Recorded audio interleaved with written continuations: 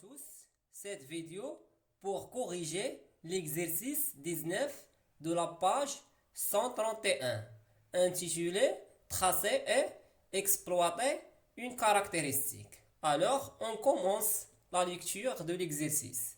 La question 1 schématise le montage permettant de réaliser les mesures nécessaires pour tracer la caractéristique d'un résistor. 2.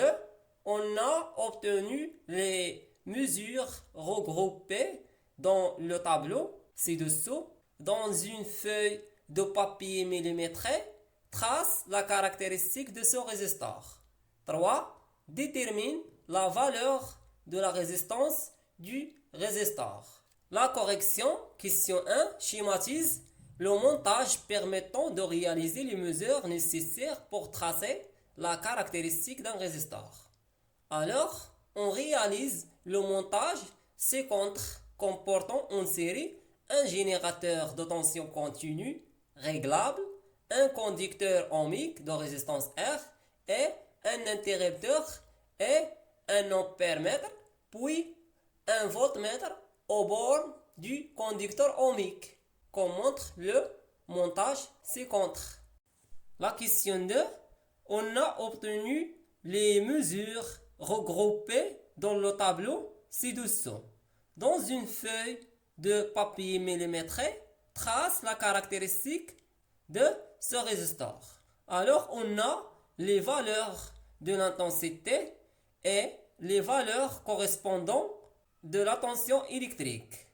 Alors, premièrement, on va choisir une échelle convenable, telle que 2 carreaux de l'axe d'abscisse représentent 100 mA et 2 carreaux de l'axe désordonné représentent 1 volt.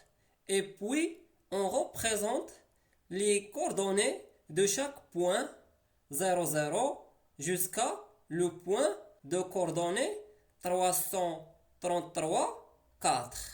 Et finalement, on trace la courbe en rouge comme indique le graphique. La question 3 détermine la valeur de la résistance du résistor. Alors, on prend un point quelconque de la caractéristique ou du tableau, par exemple le point d'abscisse I égale à 250 mA et d'ordonnée U égale à 3 volts et on applique la loi d'Ohm U égale à R fois I. Donc, puisque U égale à R fois I, donc R égale à U sur I.